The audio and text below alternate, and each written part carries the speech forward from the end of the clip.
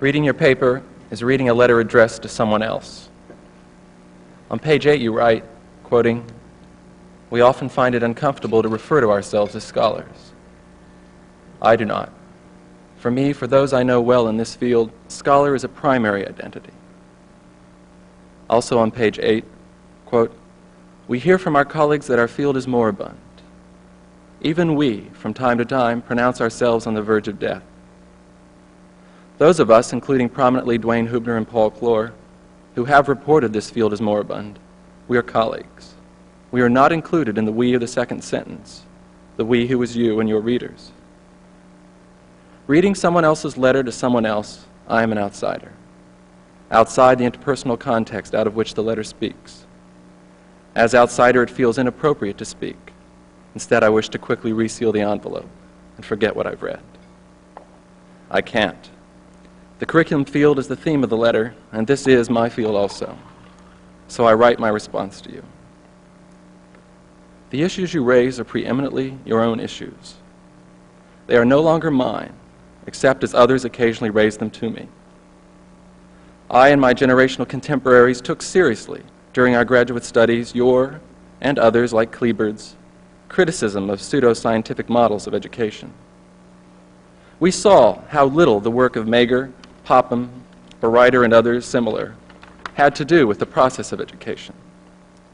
We saw how inappropriate popular models of evaluation were. We saw the intellectual imperialism of the social sciences in the fields of education, and we took seriously your, and others like Hubner's, Clore's, McDonald's, call for multidisciplinarity in educational research. We came to respect think pieces and even felt disdain for experiments and other contemporary forms of pseudo-empiricism. Performance-based models clearly were politically motivated, intellectually naive and inappropriate. Taking jobs upon completion of degrees, we found the status system you mention on page 20, but those I know have not been intellectually seduced. We left behind the issues you outline in your paper and took our next steps. These steps were grounded in the arts, in phenomenology, critical theory, as you call for on pages 27 through 29. The future you envision, Mr. Eisner, is now.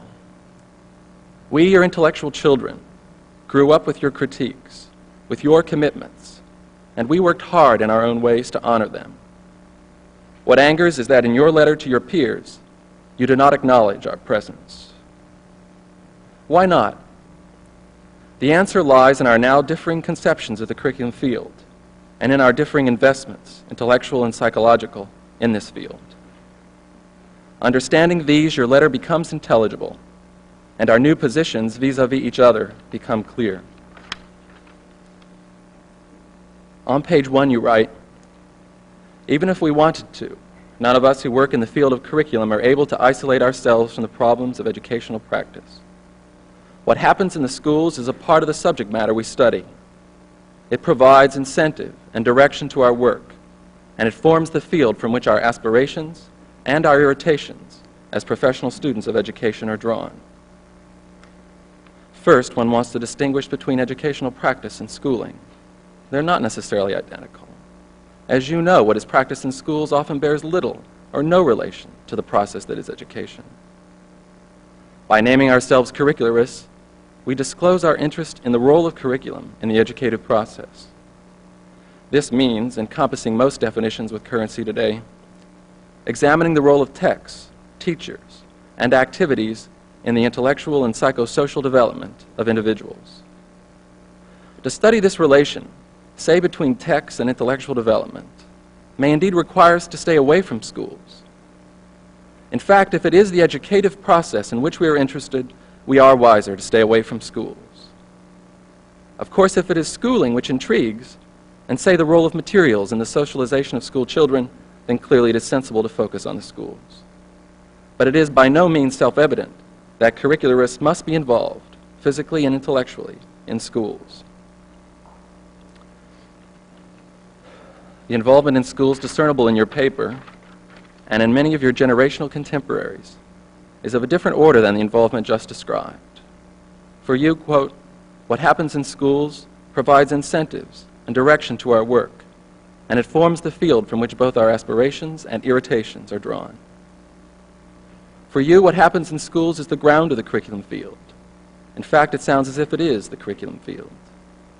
Given the use of the words aspirations and irritations, what happens in schools is emotionally significant. Your subsequent examination of the current scene in American schooling underlies this emotional investment. I, for one, have ceased caring what happens in the public schools in the way you seem to care. It is not surprising that, quote, we curricularists have not had much impact upon the conduct of school practice, page 7.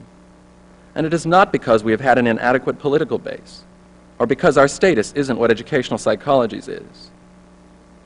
To imagine that any one group could significantly alter institutions as deeply reflective of American culture as the public schools is either to accept, however unconsciously, a technological view of social change, or to be politically naive of the effects organized groups can have on institutional reformation.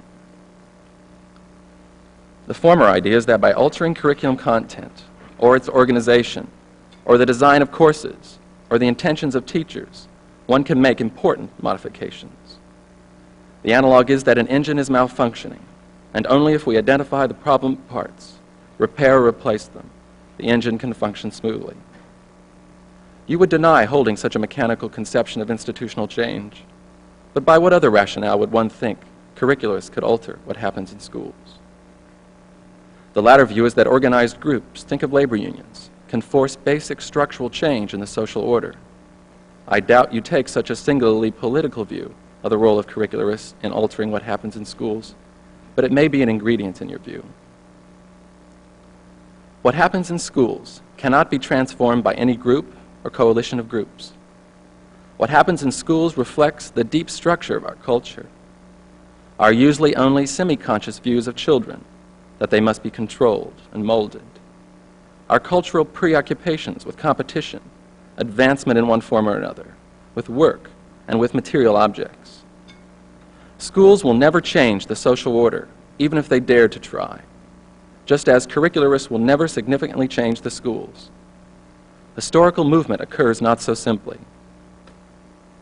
Tolstoy, in War and Peace, challenges the similarly simplistic view historians held of the 1812 French invasion of Russia.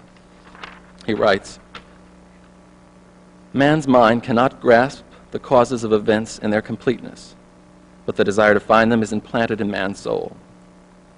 And without considering the multiplicity and complexity of the conditions, any one of which taken separately may seem to be the cause, he snatches at the first approximation to a cause that seems to him intelligible and says, 'This is the cause.'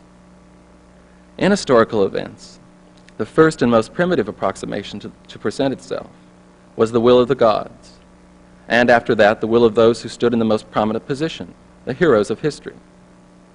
But we need only penetrate to the essence of any historic event, which lies in the activity of the general mass of men who take part in it, to be convinced that the will of the historic hero does not control the actions of the mass, but is itself controlled. There are laws directing events, and some of these laws are known to us, while we are conscious of others we cannot comprehend. The discovery of these laws is only possible when we have quite abandoned the attempt to find the cause in the will of some one man. Today, I would add, we must abandon the attempt to find causes in the will of groups or social classes. Historical movement seems to have its own will, as it were. As individuals, as groups, we can and must make our efforts to influence the direction of this movement, but clearly we can have only modest expectations. So it seems a mistake to have aspirations for the schools. Due to their relation to the culture, they are beyond our control, beyond any group's control. What is not a mistake is to aspire for oneself and for other concrete individuals. What is not a mistake is to care what happens in individuals, and such individuals, given our positions, are likely to be school people. With them, we can work to disclose, comprehend, and transform what happens in us and in them, and derivatively, what happens in schools. Educational practice is not what individuals do in classrooms. It's how they use their experience to move intellectually, to transform themselves. To focus on schools is to ignore educational experience, is to ignore educational practice. Experience ignored becomes experience forgotten. One becomes numbed to body, to feeling, and so disassociated. One thinks education is acquisition of information, thinks that evaluation is measurement. Numbed to experience, the mind functions without anchoring in body and feeling. And a Herman Kahn can suggest that nuclear war is not unthinkable. True, 160 million Americans would die, but 60 million would survive. Such insanity is born in alienation from experience. Julian Beck in The Life of the Theater is succinct. We are a feelingless people. If we could really feel, the pain would be so great that we would stop all the suffering. If we could feel that one person every 6 seconds dies of starvation, and as this is happening, this writing, this reading, someone is dying of starvation, we would stop it. If we could really feel it in the bowels, the groin, in the throat, in the breast, we would go into the streets and stop the war, stop slavery, stop the prisons, stop the killings, stop destruction. I might learn what love is. When we feel, we will feel the emergency. When we feel the emergency, we will act. And when we act, we will then change the world.